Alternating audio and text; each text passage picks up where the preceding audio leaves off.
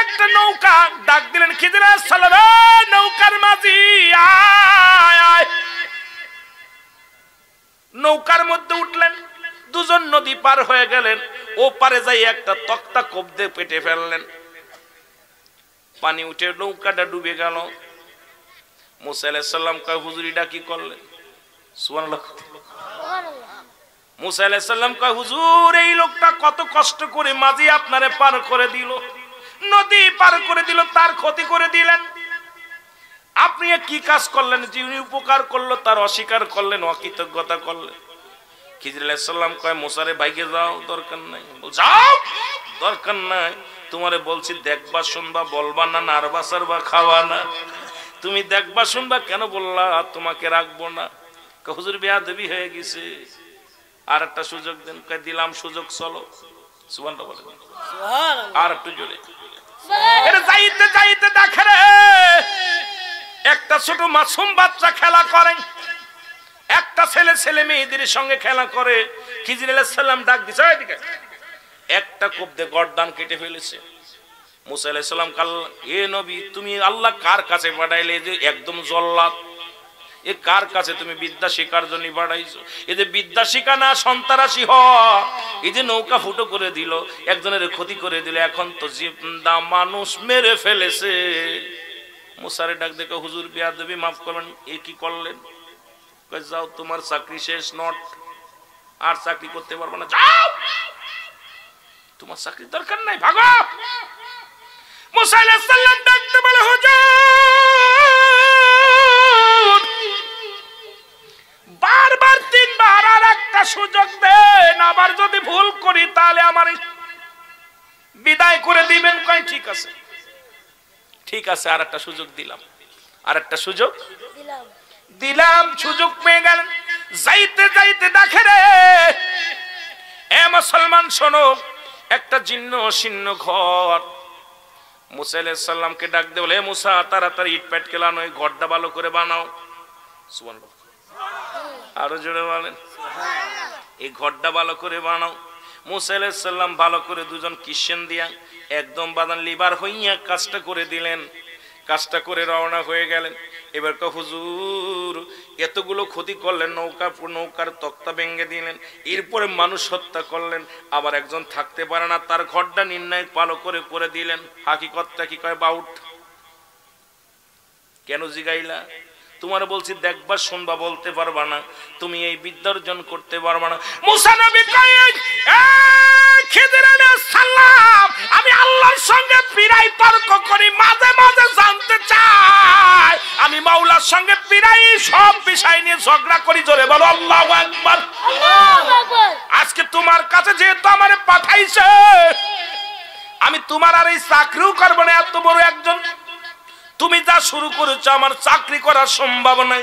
তবে যাবার আগে তিনটা বিষয় আমার বলা লাগবে গো, যদি না বলো তোমার কদম আমি ছাড়বো না। জোরে জোরে বলে মারহাবা। চাকরির দরকার নাই, চাকরি আমি আর করতাম না, তবে তিনটা হালাতটা আমার বলা লাগবে। খিজির আলাইহিস সালাম বলে, মুসারে শোনো, এক নাম্বার শোনো, এক নাম্বার শোনো। ওই নৌকার মাঝি ছিল গরিব মানুষ, ওই নৌকাওয়ালা অনেক কষ্ট করে তক্তা জোগাড় করে একটা নৌকা বানাইছে। এই দেশের রাজা হলো জালিম, অত সুন্দর নৌকাটা দেখলে সকালবেলা নিয়ে যাবে, নৌকাটা তার সিনায় নিয়ে যাবে, সিনায় নিয়ে গেলে মাঝির কষ্ট হবে, না খেয়ে জীবন যাপন করবে, ওই নৌকার পর জীবিকা ধারণ করে। ওই নৌকা দিয়ে মানুষ পারাপার করে, মানুষকে জীবিকা ধারণ করে। ওই গরিব মানুষের নৌকাটা যদি নিয়ে যায় জালিম বাদশা, তাহলে ওর সংসার চালাইতে কষ্ট হবে রে, ছেলে মেয়ে না খেয়ে মরবে। এই জন্য আমি একটা তক্তা ভেঙে ফেলেছি। ওই রাজার জালিম বাদশা এসে, তার লোকজন এসে যখন ভাঙ্গা নৌকা দেখবে, তখন আর নৌকাটা নিবে না, ও কিছু টাকা খরচ করে নৌকাটা মেরামত করে নিবে, একটা তক্তা লাগাই দিলে ভালো হয়ে যাবে, তবু তো সে কষ্ট পাবে না। এই জন্য আমি নৌকাটারে ছিদ্রা করে দিছি। মুসা আলাইহিস সালাম কয়, ও খিজির আলাইহিস সালাম বুঝতে পেরেছি। জোরে জোরে চিল্লায় বলা যাবে না মারহাবা। ওই সন্তানটাকে কেন হত্যা করলেন?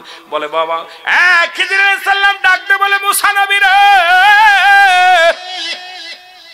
এর বাবা মা ছিল একজন আদর্শবান জান্নাতি। বড় হয়ে এই ছেলে হবে সন্ত্রাস, বড় হয়ে এই ছেলে হবে ডাকাত, বড় হয়ে এই ছেলে হবে জিনাকারী।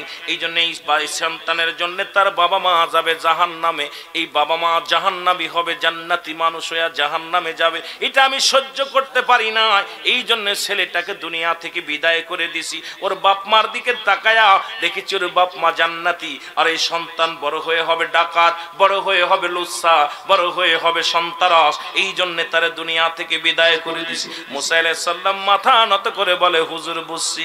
এরপরে তিন নাম্বার শুনে নাও, ওই ছেলে মেয়েরা হলো এতিম। ওর বাবা মা কিছু সম্পদ গচ্ছিত রাখছে ওই প্রাচীরের ভিতরে দালানের মধ্যে। এটা যদি ভেঙ্গে পড়ে যায় তাহলে এই ধন সম্পদ মানুষে নিয়ে যাবে। ওরা এতিম অসহায়, ওরা নাবালক সন্তান, ওদের এই সম্পদ গচ্ছিত ঠেকায় রাখতে পারবে না, মানুষে নিয়ে যাবে। এই জন্য আমি তোমার দিয়ে পাথরটা নাইয়া বাড়িটা মেরামত করে দিছি, যাতে করে ওই প্রাচীরটা ভেঙ্গে না যায়, যেন ধন সম্পদ মানুষে না নিতে পারে, যেন ওরা যতদিন পর্যন্ত বড় না হয়, নিজের মাল নিজে গুছায় রাখার মতো ক্ষমতা না হয়, ততদিন পর্যন্ত যেন ওই ঘরটা ঠিক থাকে। এই জন্য আমি এটা করেছি। মুসা নবী কয়, হুজুর আমারে মাফ করেন, আমি আপনার সাথে থাকতে চাই। খিজির আলাইহিস সালাম বলে, একটা সেকেন্ডের জন্য আর নয়, আপনাকে যে জ্ঞান দিছে আল্লাহ আমারে সেই জ্ঞান দেন নাই। সুতরাং ইলমে হুবাদান, শরীয়ত, তরিকত, হাকিকত, মারিফত, ইলমে হুজুরি, ইলমে হুসুলি, ও মুসলমান শুনে নাও, এই বেদ বিদ্যাগুলো অর্জন করতে হলে বাদান কামেলের সঙ্গে যেতে হয়। কামেলের সোহবতে যদি পড়ে যাও, একবার যদি না পাকডাল জিন্দা বানাইতে চাও, এই পৃথিবীর মধ্যে হক্কানি কামেলের দরজায় পৌঁছে যাও, একবার যদি তোমার দিকে নজর পড়ে যায়, এই মুর্দা দিল জিন্দা হয়ে যাবে গো, তোমার দিলটা জিন্দা হয়ে যাবে। আর মুর্দা দিল যখন জিন্দা হয়ে যাবে, আল্লাহর জান্নাতি জোরে জোরে চিল্লায়া বলা যাবে না মারহাবা। মেয়ে মাথা ঠুকাইতে লাগলেন আর বলেন, দেবতা, বড় দেবতা শোনো, বড় ঠাকুর শুনে নাও, যতক্ষণ পর্যন্ত তুমি আমার পাতিলের দুধ না পান করবা, ততক্ষণ পর্যন্ত আমি মাথা ঠুকাইতে থাকবো। যদি মারা যায় তবু আমার কোনো দুঃখ নাই। যতক্ষণ পর্যন্ত আমার হাত থেকে দুধের পাতিল নিয়ে দুধ যতক্ষণ পর্যন্ত পান করবা না, ততক্ষণ পর্যন্ত আমি অমুক অমুক দেবতা, অমুক গুরুর মেয়ে, আমি এই দেবতা গো, তোমার মন্দির থেকে একটা কদম পা আমি আর বাইর করব না। আমার দুধের পাতিল তোমাকে নেওয়া লাগবে, দুধ পান করা লাগবে, আমার দুধ খেয়ে আমাকে ধন্য করা লাগবে। জোরে জোরে চিল্লা বলা যাবে না মারহাবা। ওই পথ দিয়ে যাইতেছিলেন খাজা মাইনুদ্দিন চিশতি রাহমাতুল্লাহ। জোরে বলেন আল্লাহু আকবার। আর একটু জোরে বলেন আল্লাহু আকবার। যেহেতু আমি আপনাদেরকে ওলি আল্লাহদের বিষয়ে কথা বলতেছি প্রথম, এই জন্য বাংলাদেশ ওলি আল্লাহদের দেশ, এই দেশে অসংখ্য আল্লাহর ওলি ইসলাম আনছে গো মুসলমান। এই বাংলাদেশে কোনো নবী আসেন নাই, বাংলার জমিনে অসংখ্য আল্লাহর ওলিরা আছে। আল্লাহ বলেন সূরা ইউনূসের মধ্যে 11 নম্বর পারা 62 নম্বর আয়াত, আল্লাহ বলেন, আলা সাবদানিন, না নিশ্চয়, আলা ইন্না আউলিয়াল্লাহি লা খাউফুন আলাইহিম ওয়ালা হুম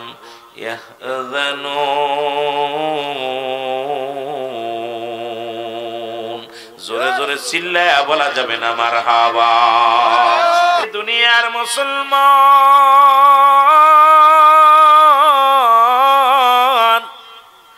আমি যে কথা বলতেছিলাম দিলের কান্ডা লাগা শোনে নাও। ওই পথে যাইতেছিলেন খাজা মাইনুদ্দিন চিশতি রাহমাতুল্লাহ। জোরে বলো আল্লাহু আকবার। খাজা মাইনুদ্দিন ডাকে ওই মন্দিরের মধ্যে একটা কন্যা, একটা মেয়ের চোখের পানি ছেড়ে কান্দর।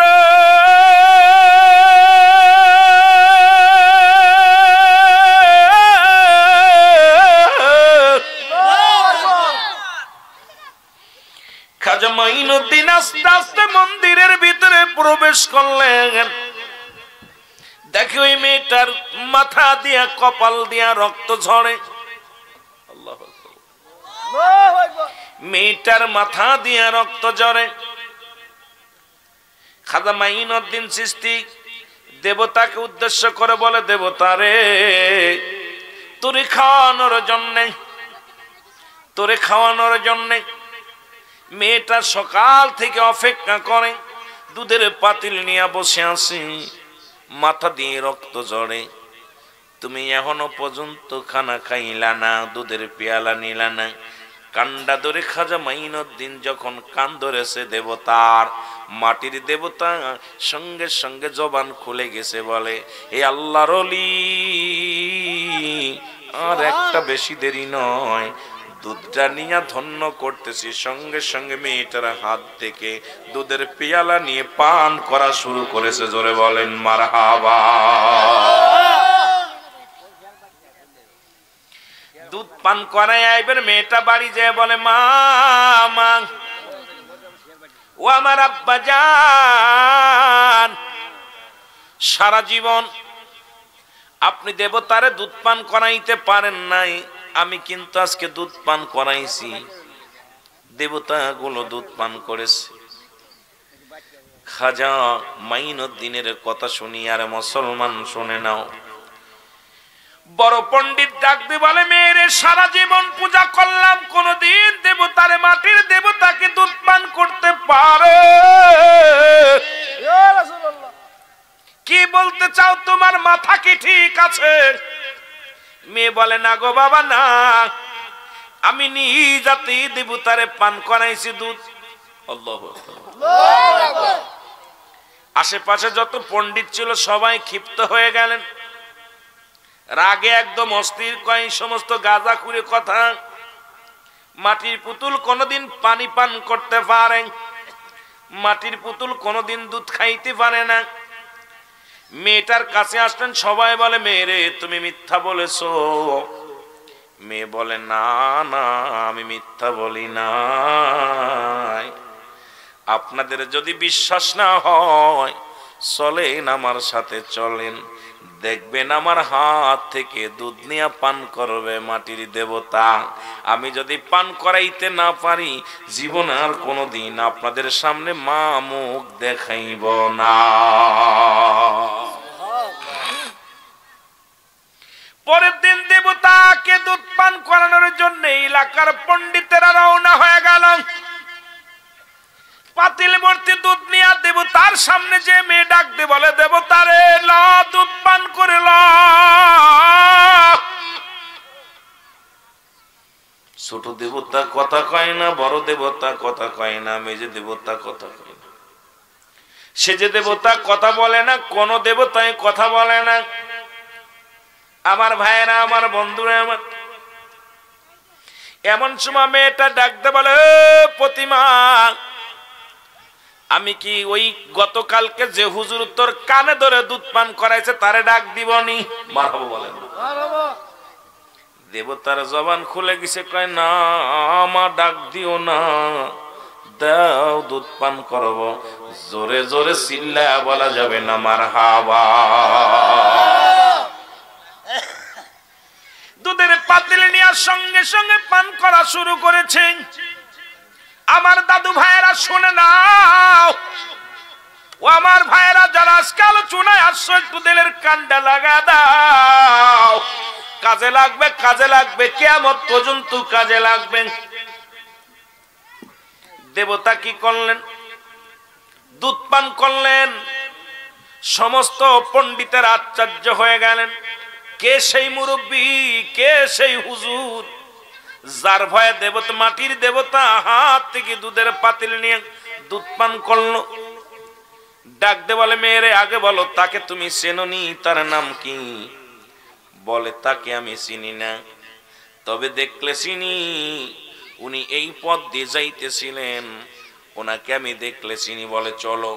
যায়া দেখে খাজা মাইনুদ্দিন একটা জায়নামাজের পর বসে আমার আল্লাহরে ডাকে আর বলে, আমার আল্লাহ, আমার আদব নাই, বুদ্ধি নাই, মহব্বত নাই, সাহস নাই। এই আসমানের জমিনের উপরে, আসমানের নিচে আমার মতো নরাধন তোমার দরবারে কান্দে। আল্লাহ, আল্লাহ, ও আমার আল্লাহ, তুমি দয়া করো গো আমার আল্লাহ। জোরে জোরে চিল্লায়া বলা যাবে না মারহাবা। আমার ভাইয়েরা, আমার বন্ধুরা, আমার হিন্দু পণ্ডিতের যায় দেখে খাজা মাইনুদ্দিন বসে আছে। খাজা মাইনুদ্দিনের কাছে যে বলে, মাইনুদ্দিন, তুমি কি জাদু করেছো? আমাদের প্রতিমাগুলো মাটির পুতুল দুধ পান করেছে, তুমি কি জাদু জানো? মাইনুদ্দিন কয়, হিন্দু পণ্ডিতেরা শোনো, আমার কোন জাদু নাই, জাদু নাই। জাদু হলো আমার মৌলার। আমি পড়েছি লা ইলাহা ইল্লাল্লাহ মুহাম্মাদুর রাসূলুল্লাহ সাল্লাল্লাহু আলাইহি ওয়াসাল্লাম। মারহাবা। সঙ্গে সঙ্গে একজন নয়, দুজন নয়, শত শত হিন্দু পণ্ডিতেরা কালেমার মালা পড়ে মুসলমান হয়ে গেলেন। যে দেবতার জীবনে খাওয়াইতে পারি নাই, যে দেবতার পূজা করি কথা বলতে পারে না, যারা মাথা নাড়তে পারে না, এবার খাজা মাইনুদ্দিন বলেন, এক আল্লাহর পূজা করো। কুল হুয়াল্লাহু আহাদ আল্লাহুস সামাদ লাম ইয়ালিদ ওয়া লাম ইউলাদ ওয়া লাম ইয়াকুল লাহু কুফুয়ান আহাদ। জোরে জোরে চিল্লায়া বলা যাবে না মারহাবা। একজন নয়, দুজন নয়, শত শত পণ্ডিতেরা কালেমার মালা পরে নিলেন। আমিন বলেন, আমিন বলেন। আমি কয়েকটা কথা বলে যাই, খুব গুরুত্বপূর্ণ দিয়ে শুনবেন আমার ভাইয়েরা। কাউকে আঘাত করা নয়, কাউকে কষ্ট দেওয়া নয়। আল্লাহর ওলিরা দুনিয়ার মধ্যে হাঙ্গামা করে নাই, মারামারি করেন নাই, পৃথিবীর মধ্যে কাউকে যন্ত্রণা দেন নাই। ভালোবাসা দিয়া, প্রেম দিয়া কালেমার মালা তাদেরকে পড়াইছে। শুধু তাই নয়, বাবা জনপুরি কেরামতুল্লাহ সাহেব, যাদের কথা, কয়েকটা ওলিদের কথা আমি বলে আলোচনা শুরু করব। যেহেতু বাংলাদেশটাও নিয়াল্লাদের দেশ, খাজা মুসলমান মাইনুদ্দিন চিশতির কথা বললাম, এবার জনপুরি কেরামতুল্লাহ সাহেবের কিছু কথা বলবো, যাদের কথা আল্লাহ রাসূল বলে মেরকাত শরীফ, মেরকাতের 10ম খণ্ড 722 নম্বর পৃষ্ঠা, তাফসীরুল বায়ান 5ম খণ্ড 524 নম্বর পৃষ্ঠা। রাসূল বলে, আলা ইন্না আউলিয়াল্লাহি লা ইয়ামুত।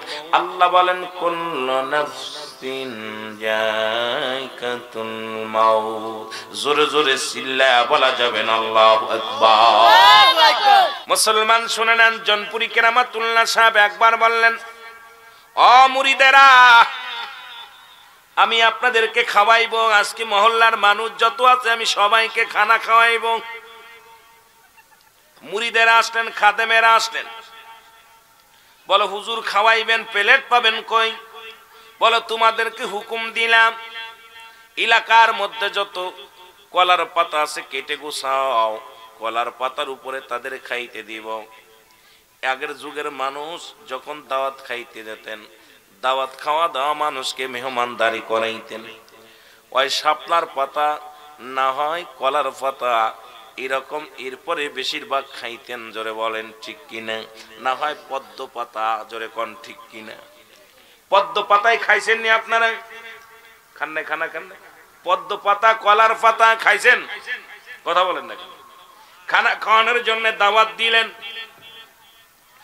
ওই দিন রাত্রে বিশাল তুফান, বিশাল ঝড়, প্রচন্ড ঝড় হলো। এলাকার মধ্যে যত কলার গাছ ছিল সব পাতা নষ্ট হয়ে গেল। উনার একজন দেলি মুরিদ, খাজা জনপুরি কেরামতুল্লাহ সাহেবের একজন দেলি মুরিদ, উনি চিন্তা করে, হুজুর যেহেতু আমাকে হুকুম দিছে, হুজুর যেহেতু আমাকে হুকুম দিছে, হুজুরের হুকুম তালিম করা লাগবে। জোরে বলেন আল্লাহু আকবার।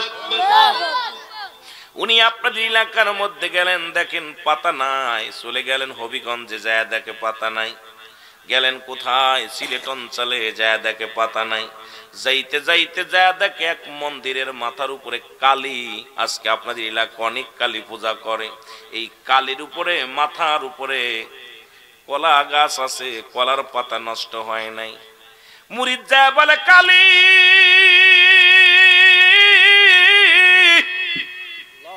তোর মাথার উপরে আছে কলার পাতা, যদি কাটতে যায়, যদি তোর গায়ে লাথি লাগে বেয়াদবি মনে করবি না, যেহেতু আমার পীর কেবলা হুকুম দিছে পাতা কাটার জন্য, এই জন্য আমি তোর গায়ের উপরে পা দিয়ে পাতা কাটবো, যদি গায়ে লাথি লাগে বেয়াদবি মনে করবি না। জোরে বলো আল্লাহু আকবার। কালীর গায়ে যখন উরতের পর পাড়া দিয়া পাতা ছোঁয়া পাই নাই দিছে, পেটের মধ্যে ফাড়া, পেটের মধ্যে ছোঁয়া পাই নাই দিছে, ঘাড়ের মধ্যে ফাড়া, ঘাড়ের মধ্যে ছোঁয়া পাই নাই দিছে, মাথার মধ্যে ফাড়া, পাড়া দিয়া পাতা কাটছে। দূর থেকে হিন্দু বৌদ্ধ লোকরা দেখতে পেরেছে, আহারে আমাদের কালীর গায়ে লাথি লাগছে, বেয়াদবি হয়ে গেছে। আইয়া মুরিদের দইরা উত্তম মাধ্যম মাস শুরু করেছে।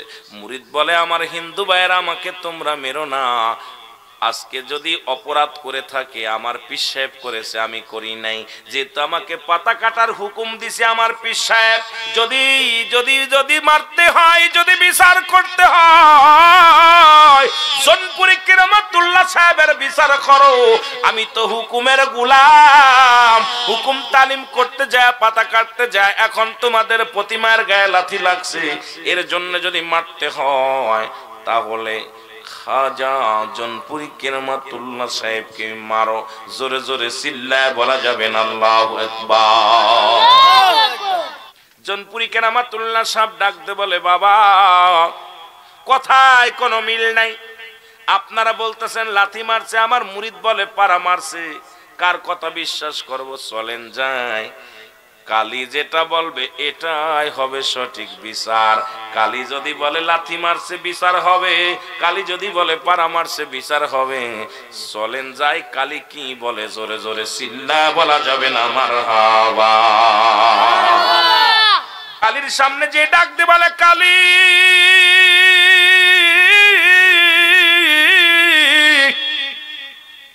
যা বলিবি সত্য বলিবি, মিথ্যা বলিবি না। ওরে গতকালকের ঘটনাটা একটু খুলে বলো, আমি জানতে চাই, বাড়াবাড়ি বেশি বলা লাগবে না। জোরে জোরে বলো আল্লাহু আকবার। কালী বলে, হুজুর সুবহানাল্লাহ বলে, সুবহানাল্লাহ। কালী একবার ডাক দিছে, হুজুর যা বলিব সত্য বলিব, মিথ্যা বলিব না। আপনার মুরিদ আমারে লাথি মারি নাই, পাড়া মারছে হুজুর, আমি একটা কথাও মিথ্যা বলি না। আল্লাহর ওলি জনপুরি কিরামতুল্লাহ সাহেব ডাক দে বলে, ও কালী, কালী রে, এরে আমার মুরিদ তোর গায়ে পাড়া লাগাইছে, তুই কি মাইন্ড করেছিস, কষ্ট পেয়েছিস? কালী রে, কালী চিৎকার মেরে বলে, হুজুর আপনার মুরিদের পায়ের ধুলায় আমি ধন্য হয়েছি, আমি মনে কিছু করি নাই। ইদ্রিস আলাইহিস সালাম বলে, ও পথিক চলো আমার বাড়িতে যাই। বাড়িতে নিয়ে আসলেন।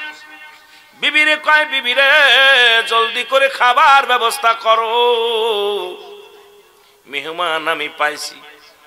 বিবি অনেক ফলমূল খাবার রান্না করে, গোশ মাছ রান্না করে সামনে দিয়া দিলেন।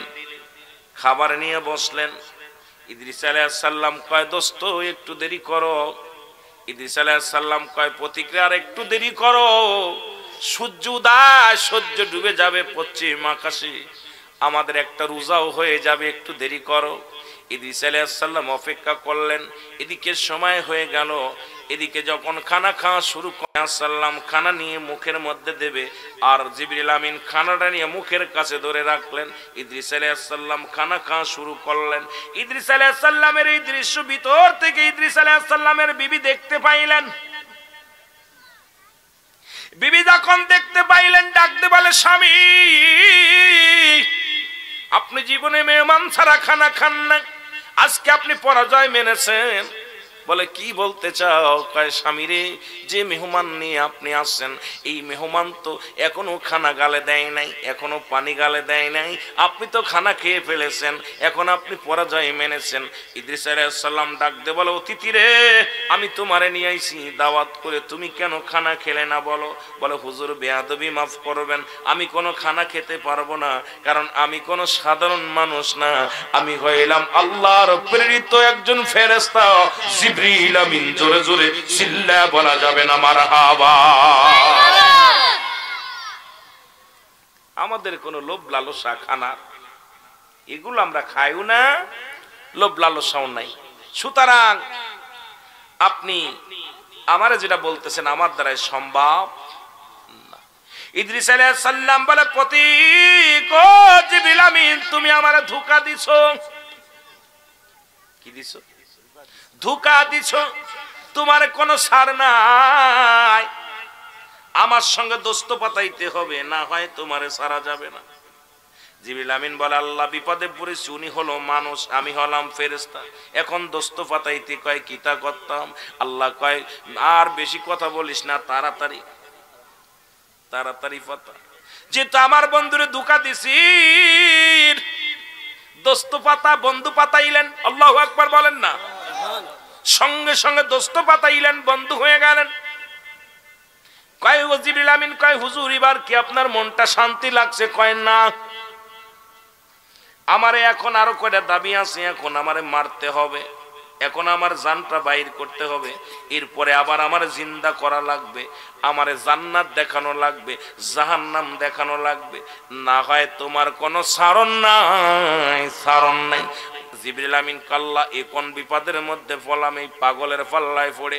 একবার দোস্ত পাতাইতে বললে পাতাইলাম, এখন বলছে তার রুহটা বাইর করা লাগবে। আল্লাহর তো হায়াত এখনো আছে, মৃত্যুর সময় হয় নাই।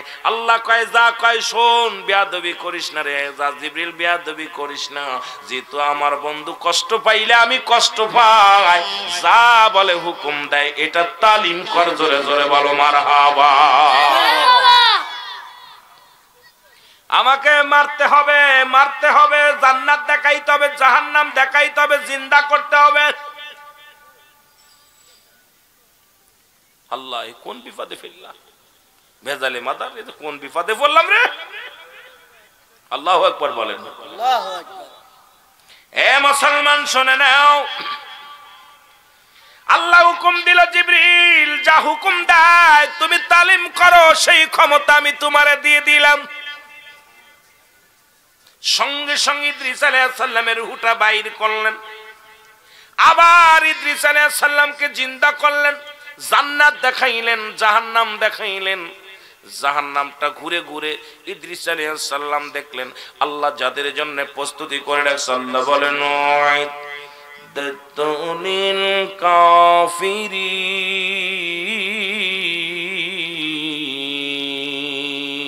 কাফের বেঈমান মুনাফিকদের জন্য আমার আল্লাহ প্রস্তুতি করে রাখছে 7টা জাহান্নাম। ইদ্রিস আলাইহিস সালাম জান্নাতের মধ্যে যায় রে, ওই জাহান্নামের মধ্যে যাইয়া ইদ্রিস আলাইহিস সালাম চিৎকার মেরে কান্দে, আল্লাহ গো, এই জাহান্নাম তুমি রেখেছো মানব জাতির জন্য,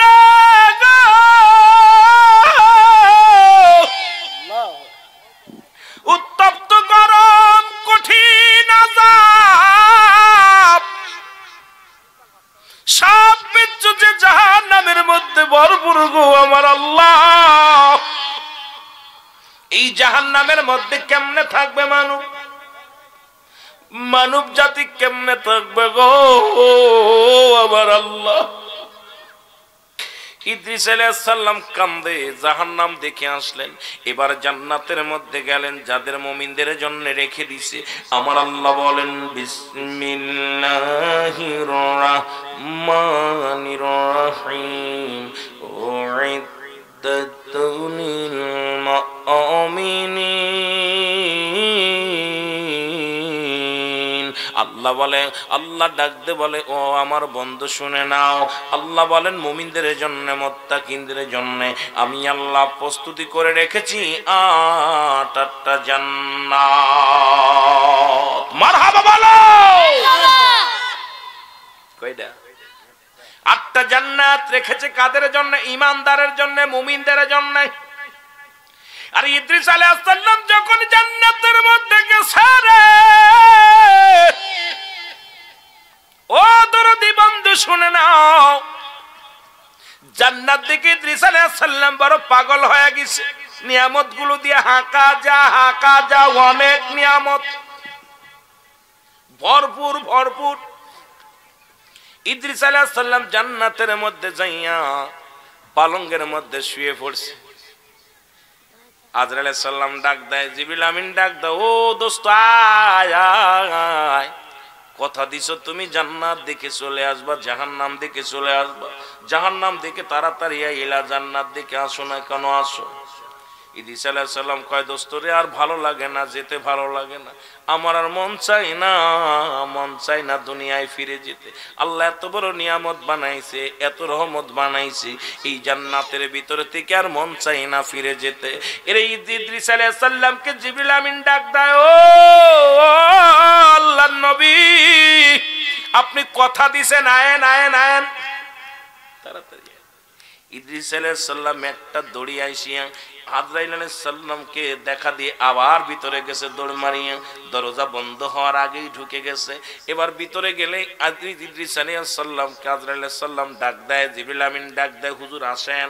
এবার ইদ্রিস আলাইহিস সালাম প্রশ্ন করে, আজরাইল এ জিবরিল আমিন বলো। কয় কি? কয় মানুষের জন্ম হয় কয়বার? কয় একবার। মানুষের মৃত্যু হয় কয়বার? কয় একবার। জীবিত করে কয়বার? কয় একবার।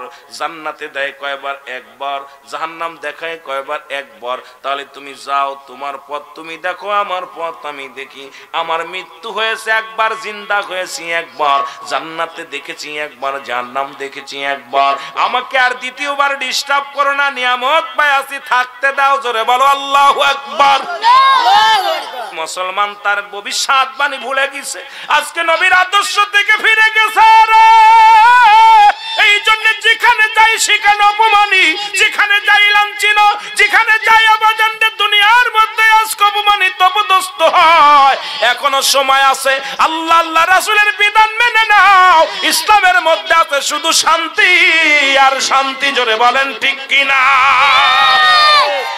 আমার ভাইরা, আমার বন্ধুরা, আমার মাস্টার ইবলিস ইদ্রিস আলাইহিস সালামের একটা মূর্তি বানাইয়া কয়, আদম জাতির জন্য আমি বিতাড়িত হইছি, এখন ঘরে ঘরে মূর্তি পূজা দিব লাগাইয়া। আল্লাহু আকবার। ইদ্রিস আলাইহিস সালামের মূর্তিখানা বানাইয়া নিয়ে চলে আসলেন ইদ্রিস আলাইহিস সালামের বাড়ি। ছেলেদেরকে মেয়েদেরকে ডাক দে, বলে আমার বাবারা, তোমার বাবা বনবাসে গেছে, আর ফিরে আসবে না, বনবাসী হয়ে গেছে। যাবার আগে একটা মূর্তি বানায়া দিয়ে গেছে, এই দেখো তোমার আব্বার মূর্তি, এটারে যদি তোমরা পূজা করো, যদি সিজদা মারো, তাহলে তোমার বাবারে খুশি করা হবে। এটারে যত খুশি করবা তত তোমার বাবা খুশি হয়ে যাবে।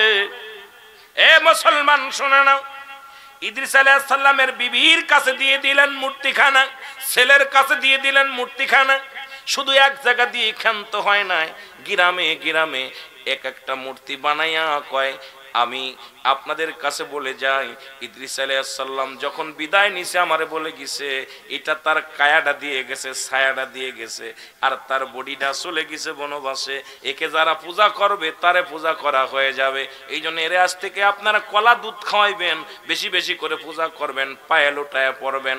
এই টাকা থেকে শুরু হয়ে গেল মূর্তি পূজারি। মুসলমান শুনে নাও, ওখান থেকে শুরু হয়ে গেল কাতি পূজা, ওখান থেকে শুরু হয়ে গেল। আজকে ওদের ইতিহাস যদি বলে যায়, ভাই, অনেকে কবেন হুজুর কি কথা বলেন শুনে নেন। শুধু ক্ষান্ত হয় নাই ইবলিস, গোটা বিশ্বের বুকে আজকে হিন্দুদেরকে, আজকে মুসলমান সোনাতুল্য ধর্ম ভাই বোনদেরকে আজকে এমন একটা মূর্তি বানাইয়া তাদেরকে পূজা শিখায়া দিছে, যাতে ইদ্রিস আলাইহিস সালাম খুশি হয়ে যায়। মুসলমানরা সেই পূজা মণ্ডপে যাইয়া আনন্দ ফুর্তি করে, এর সেইতে দুঃখ আর থাকতে পারে না। জোরে জোরে বলেন ঠিক কিনা? খাজা মাইনুদ্দিন চিশতিকে মারার জন্য এ মুসলমান, গৌর গোবিন্দ আমার বাবারা, পিতৃরাজ গৌর গোবিন্দ তো শুরু করেছিল খাজা শাহজালাল আমিনীর পিছে, আর পিতৃরাজ কালু জাদু করলো, জাদু করে একখানা পাথর পাঠাইলেন। আল্লাহু আকবার বলেন না?